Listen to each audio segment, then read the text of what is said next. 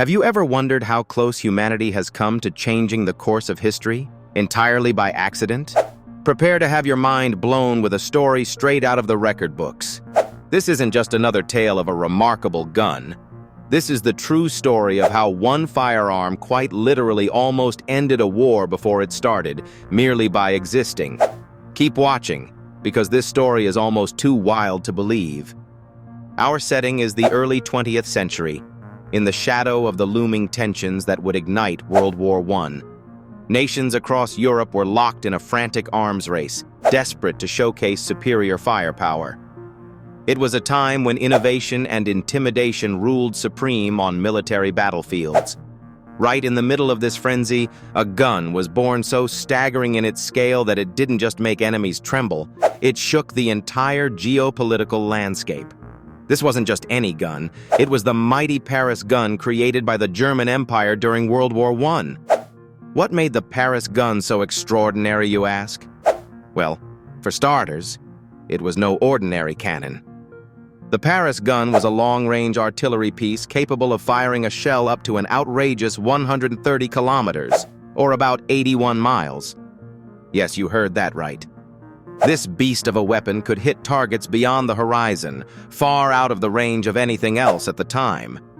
In fact, it was one of the first pieces of long-range artillery ever constructed, and its shells could strike an altogether different continent if the right conditions existed.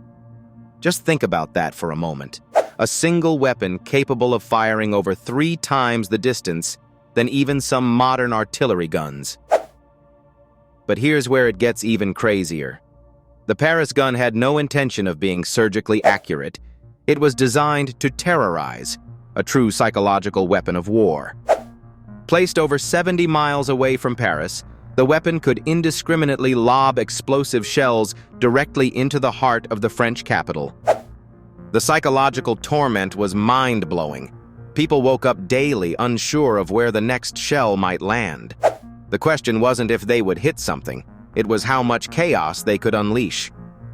Imagine sitting at a cafe in Paris, feeling like an unseen, nearly godlike force could strike at any time. Yet the gun's true potential, its shocking moment of near-total impact, came not from what it accomplished, but rather from what it almost did.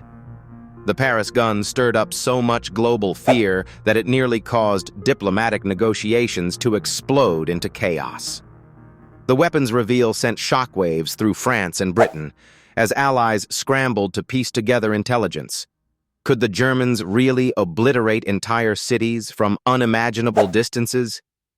Horrified nations began adjusting war plans, and for a brief moment, trickled out rumors of the gun nearly convinced both enemies and allies to push for an armistice before World War I had properly unfolded. Imagine that.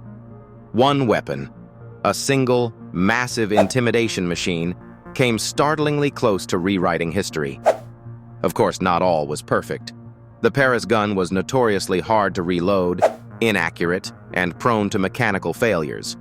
Over time, its barrels wore down massively with each shot. By the 65th shell, the weapon wasn't exactly the terror machine many once feared, and while it didn't entirely live up to wartime propaganda, or end the war outright, the psychological shadow it cast had already done lasting damage. In hindsight, the Paris gun wasn't the end-all, be-all of weaponry, but its creation demonstrated the terrifying potential of weapons that blend technological brilliance with horrifying intent. It showed humanity how our hunger for dominance and innovation could put us teetering on the brink of altering history entirely. And if anything, it highlighted the human capacity for imagination, both awe-inspiring and outright terrifying. So next time you look back on history, remember the Paris gun, the firearm that almost ended a war, not by firing shots but by casting shadows. A gun that shaped diplomacy, struck fear, and turned paranoia into policy. Like I said, it's almost unbelievable, isn't it?